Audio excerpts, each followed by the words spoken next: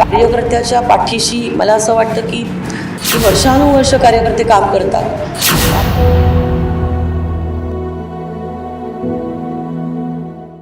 ज्यांच्यामुळे देवयानी फरांदे पत्रकारांसमोर रडले आहेत.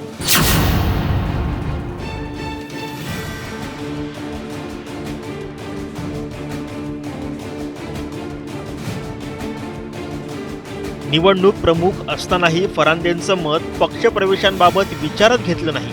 अखेर त्यांचा पक्षप्रवेश भाजपात झालाच. तेच विनायक पांडे नेमके आहेत तरी कोण, असे प्रश्न आता विचारले जात आहेत. त्याचा सविस्तर आढावा या व्हिडिओतून घेणार आहोत.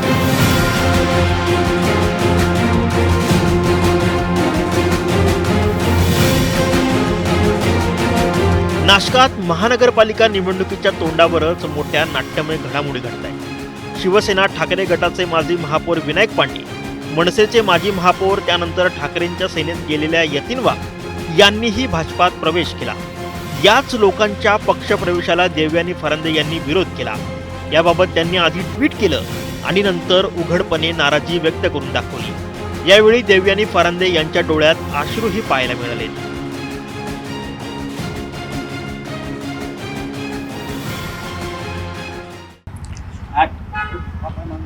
मी विरोध करण्यापेक्षा माझं मत त्या मतदारसंघाची आमदार म्हणून असं होतं की त्या ठिकाणी एक अतिशय सक्षम उमेदवार बबलू शेलार यांचा प्रवेश झालेला होता आणि आमचे उर्वरित जे सर्व उमेदवार होते आणि त्यांना घेऊन पक्षाच्या कार्यकर्त्यांना घेऊन शेलार आणि पक्षाचे 3 असं जर पॅनल केलं गेलं असतं तर ते 100% निवडलं जाणार होतं, असं लोकप्रतिनिधी या नात्याने माझं मत होतं. माझा अदरवाईज कोणाच्या पक्षाला कोणाचा पक्षप्रवेशाला विरोध करण्याचं कारण नाही. कार्यकर्त्याच्या पाठीशी मला असं वाटतं की जे वर्षानुवर्ष कार्यकर्ते काम करतात आणि जर निवडून येण्याचे संकेत आपल्याला दिसत आहेत तसं लोकप्रतिनिधी म्हणून मला वाटत होतं की ह्या ठिकाणी बाहेरून आलेला 1 आणि त्याच्याबरोबर 3 दिले तर निश्चित स्वरूपामध्ये पक्ष विजयी होईल. ह्याच्यासाठी मी आजची भूमिका मांडलेली होती. तुम्ही मला सर्वजण ओळखतात की गेल्या 40 वर्षामध्ये मी माझ्या स्वतःवरती कधी अन्याय झाला असेल, कुठली भूमिका पक्षाची घेतली गेली असेल, काय गेली असेल, स्वतःसाठी आजपर्यंत कधीही जाहीर भूमिका घेतली नाही. पक्षाची मी निष्ठावान कार्यकर्ती आहे आणि ती भूमिका मी कधीही घेणार नाही. परंतु सर्वांनीच नेते व्हायचं आणि प्रत्येकाने आपलं आपलं बघायचं, मग पक्षाच्या निष्ठावंत पदाधिकारी आणि कार्यकर्त्याला कोणी पाठबळ द्यायचं. त्यामुळे मी फक्त सकाळी पक्षाला पोस्ट टाकली, म्हणजे याच्यावरती सोशल मीडियावरती पोस्ट टाकली होती, एवढाच विषय आहे. आपण गैवरून आलेला आहे, आपल्याला काय भावना आहे? एक कार्यकर्त्यांची सुद्धा आज तीच भावना होती तिथे कार्यालयात. नाही, गैवरून येण्याचं कारण महत्वाचं म्हणजे मी एक अतिशय सामान्य कार्यकर्ती आहे आणि माझ्या डोळ्यासमोर जर कार्यकर्त्यांना बळी दिला जात असेल तर हे काही बरोबर मला वाटलं नाही. जे आज पक्षामध्ये आलेले आहेत, पक्षाची वरिष्ठ पदाधिकारी म्हणून मी त्यांचं स्वागत करते, पण आज जे काही घडलं ते मला काही आवडलेलं नाहीये.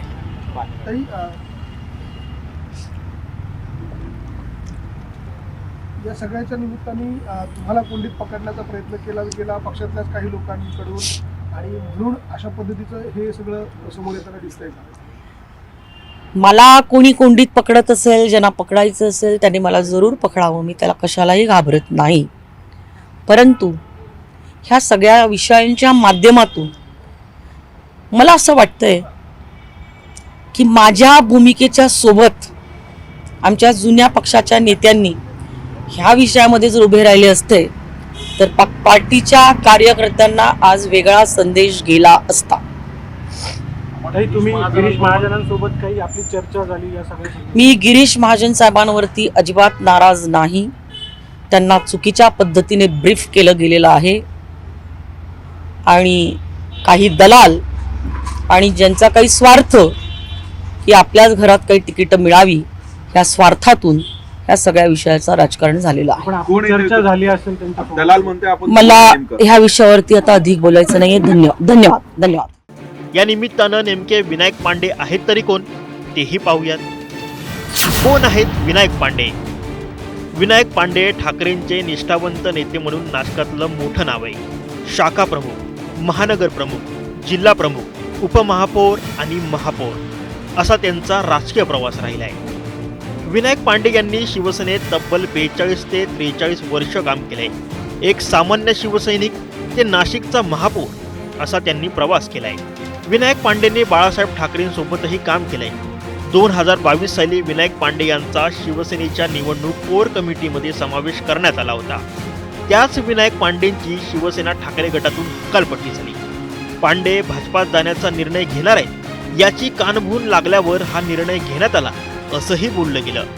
पण विनायक पांडेंनी असं का केलं याबाबत त्यांची प्रतिक्रिया काय तेही ऐका. शिवसेनेचे शाखा प्रमुख, महानगर प्रमुख, जिल्हा प्रमुख, उपमहापौर आणि महापौर अशी अनेक पदं भूषवलेले विनायक पांडे आज ठाकरेंच्या शिवसेनेला सोडचिठ्ठी देत भाजपमध्ये प्रवेश करताय. ते नेमके भाजपात का जात आहे हे त्यांच्याशी आपण चर्चा करणार आहोत. भाऊ, आपण अनेक पदं शिवसेनेत भूषवली, आज भाजपमध्ये जात आहे. तब्बल 42-43 वर्ष आपण शिवसैनिक होतात. काय नेमकं कारण शिवसेना सोडण्याचं आणि भाजपत जाण्याचं? काय वरिष्ठ दखल घेत नाही, त्यामुळे हा सगळा विषय आलेला आहे. म्हणून त्यामुळे मी BJPत चाललेलो आहे. काय असं काय दखल न घेणं म्हणजे नेमकं काय? नाही, वारंवार आम्ही तक्रारी करतो आहे. वारंवार हे त्यांना सांगतो आहे का पक्ष असं बांधणी अशी झाली पाहिजे, हे झालं पाहिजे. आता म्हणजे तिकिटांबाबतसुद्धा आम्ही सांगतो का हे असं अशा पद्धतीने केलं पाहिजे. जर पक्ष जर ऐकत नसेल तर बाहेर पडलेलं बरं आहे. मात्र शिवसेनेची आत्ताची जी ठाकरेंच्या शिवसेनेची आत्ताची परिस्थिती बघितली तर तुमच्यापेक्षा सिनियर नेता तिथे कोणी नाही आहे. मग अशा परिस्थितीमध्ये तुम्हाला काय डावललं गेलं? नाही, मला डावललं नाही, फक्त मला डावललं नाही आहे. आज पण मी त्या कोर कमिटीत होतो, कोर कमिटीत आहे. काही निर्णय घेताना आम्हाला सगळे एकत्रित बसून आम्ही घ्यायचो. पण काही जर आपण जर सांगितलं का या बाबा हा उमेदवार चांगला आहे, याला द्या, तो उमेदवार चांगला आहे, ते हे ऐकून घ्यायचे नाही. म्हणून त्यामुळे कुठेतरी बाजूला झालेलं बरं. नाशिक शहरच नाही तर जिल्ह्यात शिवसेना वाढवण्यामध्ये तुमचं योगदान राहिलेलं होतं. बाळासाहेबांपासून तुम्ही काम करत होता. मग आज त्याचं दुःख वाटत नाही का तुम्हाला? 100% दुःख वाटतं आहे. मी म्हणजे ते शिवसेना एक छोटंसं रोपटं इतक्या वटवृक्षात आम्ही नाशिकमध्ये वाढवलं. म्हणजे अक्षरशः आमची आई घरून भाकरी बांधून द्यायची. हे तर खासदार अरविंद सावंत पण सांगेल. म्हणजे भाकरी बांधून द्यायची कपड्यामध्ये, त्या भाकरी अरविंद सावंतांना आम्ही खायचो. आणि अशा म्हणजे ड्राय भागात एरियामध्ये तिथं आम्ही दौरे करायचो आणि तिथं शाखेचा मोठी निर्मिती केली. आणि त्याचं फलित त्याचं काय मिळालं आपण नंतर बघितलं असेल. म्हणजे इगतपुरी असेल, सुरगाणा असेल, पेठ असेल, हर्सूल असेल, दिंडोरी असेल, इतका मोठा पक्ष वाढवला आम्ही तिथे. आणि त्या भागात नंतरच्या काळात आपल्याला कशा सत्ता मिळत गेल्या आपण बघितलेलं आहे. आणि या गोष्टीचं निश्चित दुःख होतं ना. आज जर आपण एवढं मोठं ते छोटंसं वृक्ष इतकं मोठं वटवृक्षात निर्माण केलं आणि पक्ष सोडताना खरोखर यातना होत आहे. काय पक्षात नेमकी नाराजी कुणावर आहे? या खालच्या लोकांवर. खालचे लोक ऐकून घेत नाही. मागच्या वेळेस पदाधिकारी होते, तुम्ही बघितलं कसे होते. आत्ताही ते कोणी नाही ना आता. कोणी नाही, पण आत्ताही तसंच आहे. आत्ताही तसंच आहे. पक्षाला वेळ दिला पाहिजे.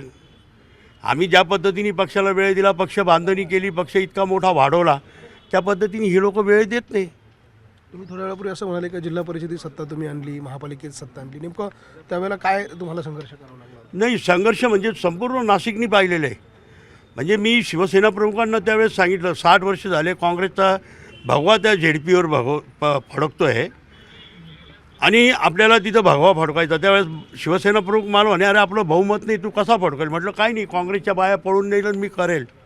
आणि त्यावेळेस काँग्रेसच्या बाया पळून दिल्या. आणि 60 वर्षाच्या पहिल्यांदी त्या इतिहासामध्ये पांडुरंग राऊत याला जिल्हा परिषदेचा अध्यक्ष यायला आणि तो शिवसेना प्रमुखांकडे तो लालबत्ती घेऊन मातोश्रीवर गेलो होतो मी. साहेबांनी तेव्हा माझी पाठ ठोपटली होती. आता पाठ ठोपटणारच कोणी राहिलं नाही. उद्धव साहेबांना नाही थोपटत? कसे मी सांगितलं ना, पाठ ठोपटणारच कोणी राहिलं नाही. किती चांगलं काम करा त्याची दखलच घेतल्या जात नाही. म्हणजे एक साधं उदाहरण सांगेल, तुम्ही माझे सण उत्सव बघत असाल, माझी रंगपंचमी इतकी जोरात असते. माझ्या रंगपंचमीचा व्हिडिओ एक दिवस उद्धव साहेबांना गेला आणि उद्धव साहेबांनी त्यांच्या पेजवर टाकला. तो काही मिनिटामध्ये 48,000 लोकांनी 48,000 म्हणजे त्यात आमचे नेते पण होते. 48,000 लोकांनी बघितला. म्हणजे त्या आमच्या पक्षप्रमुखांना जेव्हा आवडला त्यांनी तेव्हा त्यांच्या पेजवर टाकला ना. म्हणून ह्या सगळ्या गोष्टी बघितल्या. एवढे मोठमोठे कार्यक्रम करत असताना जर असा न्याय मिळत असला तर चुकीच्या गोष्टी ह्या. इतकं प्रेम होतं उद्धव साहेबांचं तुमच्यावर, तर मग असं काय फिसकटलं? काय खालचे लोक तिथपर्यंत पोचून देत नाही ना. आता तुम्हाला मातोश्रीची दारं कुठं कधी बंद झाली? नाही, बंद नाही झाली. बंद नाही झाली. मीच जाणं सोडून दिलं होतं. बंद नाही झाली. काय कारण? काय जर कोणी ऐकूनच घेत नाही, खालचे लोक तिथं स्टॉप करते. आपण कोणाबाबत पण सांगितलं का कुठेतरी ह्या लोक चाललेले थांबवा, हे कुठेतरी थांबलं पाहिजे, बसलं पाहिजे. ह्या सगळ्या गोष्टी मी केलेल्या आहे. जर त्या गोष्टी जर कोणी उद्धव साहेबांशी बोलत असलं, कोणीतरी येऊन मधीच बोलणार असेल, नाही हे असं आहे, असं आहे, कोण होतं ते? असेल, तुम्हाला माहिती आहे कोण असेल. विनायक पांडेंच्या या निर्णयामुळं नाशिकची राजकीय समीकरणं बदलण्याची शक्यता आहे का? याबाबत तुम्हाला नेमकं काय वाटतं हे कमेंट करून नक्की कळवा.